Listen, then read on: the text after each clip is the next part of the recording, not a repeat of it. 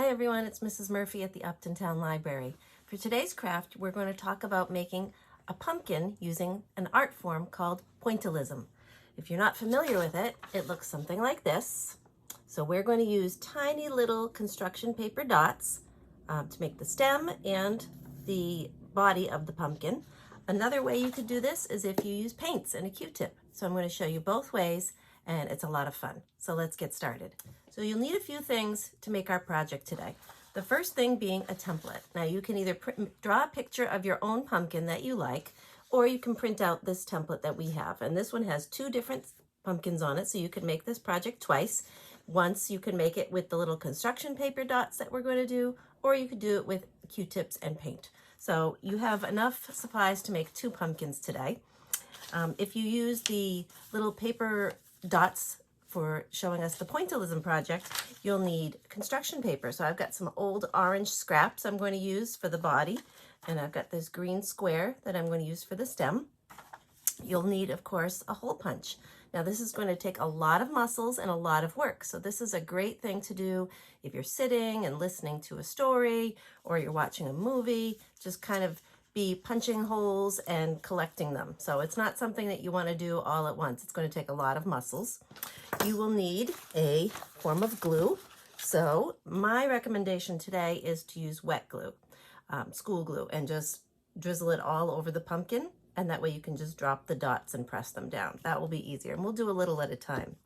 If you're doing the pumpkin with Q-tips and paint, you're going to need some kind of tempera paint. So I've got this whole set here that's got all the colors, but really all you'll need will be the orange and the green, or if you want to make a brown stem, you could do that too.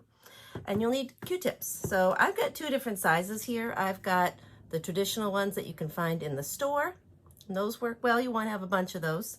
And then these are a medical kind that you can find in medical supply stores. We had these donated to us years ago, and I held on to them, and we've cut them down to just the right size, and they make a bigger dot. So those would be fine to use as well.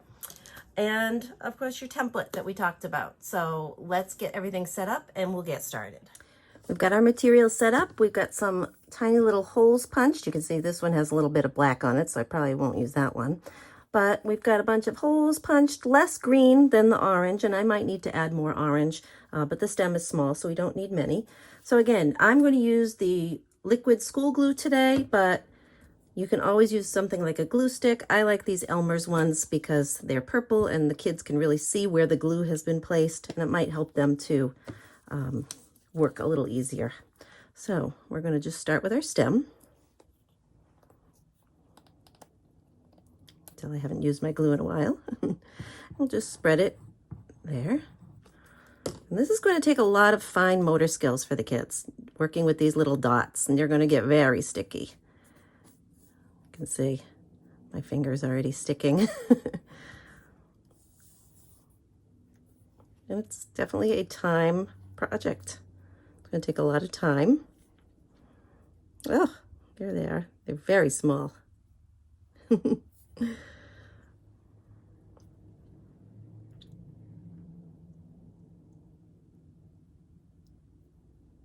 Kind of helps to get a little glue on your finger, actually, and stick those on. All right, that's another one. So we'll get a little bit sticky. There we go. And there's our stem. I think I like how that looks. Maybe one more right in there. All right, so then we'll work on the body of the pumpkin. And I'm not going to do the whole thing with glue. I'm just going to do a small section at a time. I would recommend doing that as well with your kids, so that they don't let the glue dry. And you can see once my fingers got going, they got a little bit of the glue on them, and it really kind of helps to pick up each dot and place it on the pumpkin. So I'm going to keep going, completing this pumpkin, and we'll check back toward the end. So I'm almost at the end here, just adding more dots to make it a more complete pumpkin. Again, Pointillism is an art form from, I believe it was the 1800s, by an artist named George Seurat. And it just takes lots of little dots coming together to make a larger image. So this is a fun one to do for fall, but certainly you could do something like apples during apple picking time, or other objects that you can think of, and just have fun with it. So if you make this project, we'd love to see a picture of it, see how your completed Pointillism pumpkin came out. And that's our project today. So let's take another look at another way to make a pumpkin. So now we'll make the Q-tip version of our Pointillism pumpkin. And I think for today, we're just going to use the smaller Q-tip because that's what most people will have at home. And we will start with the body of the pumpkin. So we'll take our orange paint and we're just going to start making dots all over. So this is really an easier way to make it if you don't have one of those hole punches at home, and just have your kids fill in the pumpkin, leaving some spaces. It's okay if they overlap a little bit, adds to the design. Remember, we're making all these little dots that will eventually form our pumpkin. Okay, so I'm going to pause this while I keep filling in the pumpkin, and then we will work on the stem after. We're almost at the end of our pumpkin. So as you can see, I turned it around so it's closer to the paint because this is very thick paint. So you want to make sure the paint you're using isn't going to have your kids dripping paint all over the place.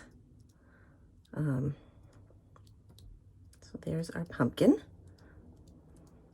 Okay, so now we'll use our other Q-tip. I have another one for green, and we'll do the stem. You can see this paint isn't as thick.